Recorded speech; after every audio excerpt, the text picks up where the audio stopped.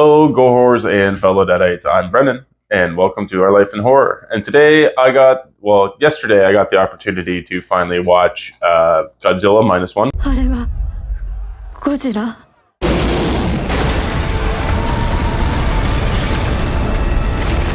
For the first time. It is available now in North America for streaming on Netflix, and you can also rent it at a decently low price, I believe. This is streaming in 4K, I believe, with the Adobe Vision with a 5.1 surround sound. So I don't have the luxury of the surround sound, but the picture quality was excellent. So let's get a little bit into this movie. So the synopsis for the film is post-war Japan is at a low point, at its lowest point when a new crisis emerges in the form of a giant monster baptized in the horrific power of the atomic bomb. Let me see here. Oh, geez. I'm going to butcher some of these names. I'm really sorry. But it's directed by Takashi Yamazaki.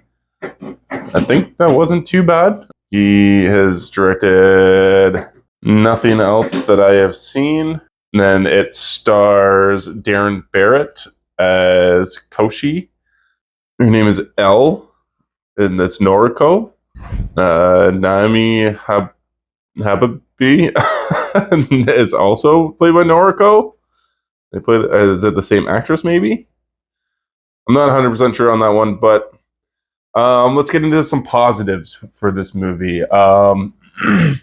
It's excellently well acted. I was just saying not that long ago on the news, Godzilla with Adam Wingard and him leaving, that we need to find a better balance for storytelling here with the human element to the story and having the giant monster battles that you want. This movie does that very excellent. It's got a very well told story. Basically, you follow a kamikaze pilot who I'm not going to say was a coward or chickened out or anything like that, but he's not ready to sacrifice himself for his country, essentially. So he pretends that he has something wrong with this aircraft, and he aborts mission, and then you get to see him. An incident happens on where he lands, and then he returns home to a absolutely devastated place. Everyone around him has died, and then you get to follow him through his PTSD, essentially, and the survivor's guilt as well that he is dealing with. And he also takes in a couple people as well. So it's a very good story. All the characters are very well rounded. They're all veterans almost from World War II, which I didn't know this movie was a timepiece either. This movie takes place from 1945 to like 1948, so it's right after the war. The sets and everything like that is excellent.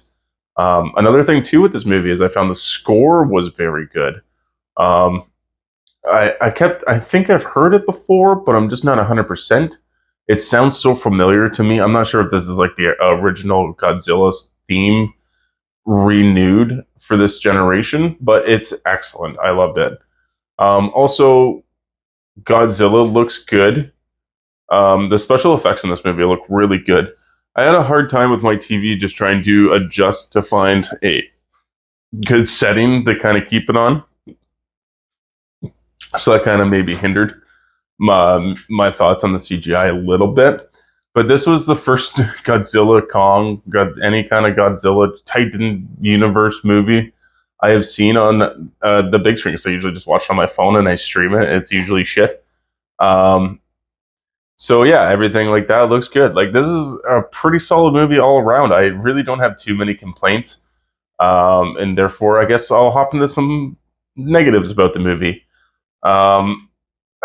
This was so hyped, and I understand why it's hyped. It's got a really good story. Godzilla looks good. They made him a terrifying creature again, but at the same time, the human characters outshine Godzilla in this movie maybe a little bit too much. I'm not really sure how to word or phrase this or go about this, but it's about 2 hours and 15 minutes. It's a long movie. And you maybe get maybe 20 minutes of Godzilla in it. And what he does is incredible. Like some of the stuff he does to cities is insane. I love, there's very many scenes, and I would almost say callbacks to the original with him in the train. And there's this really cool sequence of him stepping on ground while people are running around it, and the ground shoots under his foot and then pops back up, and it just like kills like everybody within that radius, which I thought was awesome. Um, so yeah, like they made Godzilla terrifying, and I do love the idea of the regeneration stuff that they got going on. So he's hit with the atomic bomb, so therefore he's got mutations now, so he can regenerate his body pretty substantially fast. Another big thing too I really liked about Godzilla's new design is the charge up for the atomic breath. It will pop out. Each one of his like spines will pop out from starting from his tail all the way up his back, and they'll all just like kind of pop out in sequence as he's charging up. And then when he's ready to unload it, they all click in, and his atomic breath is no longer an atomic breath. It's fucking literally an atomic bomb blast. Because once that thing strikes something, it is the equivalent to atomic bomb. Like it's insane. I also love the sequence when they're running through the city, and then he lets loose his atomic bomb, and it is literally just wipes out hundreds of millions of people, like hundreds of thousands of people within the blink of an eye and the surrounding area. And it's nothing to him. He just keeps moving on. I do like the idea that they kind of made him more of a creature in this as well. He's no longer like something with an attitude. He's just out roaming around, creating territory at this moment, as the movie explains.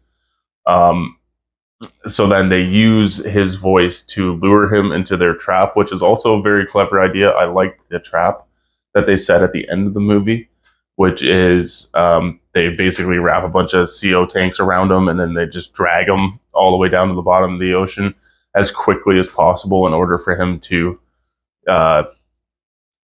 get pressurized almost, so that he'd like just like self implode is the idea. But that, of course, from his size, that doesn't work. So then they rapidly shoot him to the surface in hopes that you die just from I can't remember what the term is called, of course, but I can't remember. But if you rise up too quickly, you will die. So basically, that was their plan, and I thought it was really good. Yeah, this movie just was a little too overhyped for me. I still think it was an excellent movie. I would own this in my collection, I think. But to be honest, I don't know how often I'm going to rewatch this movie. I think maybe when the black and white version comes out, I'll give it another shot now that I know what I'm getting into and kind of see how that goes, because they were talking about releasing a black and white version on Netflix later this summer. So that would be kind of interesting as well. But like I said, I'm just not 100% sure. I don't know. Yeah, let me know what you guys are thoughts of Godzilla Minus One in the comments. Let me know if I'm wrong, if I should go back and look at it in a different eye. If you also thought it was maybe a little too overhyped for you, I would love to know, and we can discuss further in the comments. So please do that, and don't forget to like, subscribe, hit that notification bell so you guys get the notice faster on every video that we put. And don't remember, guys, to stay spooky.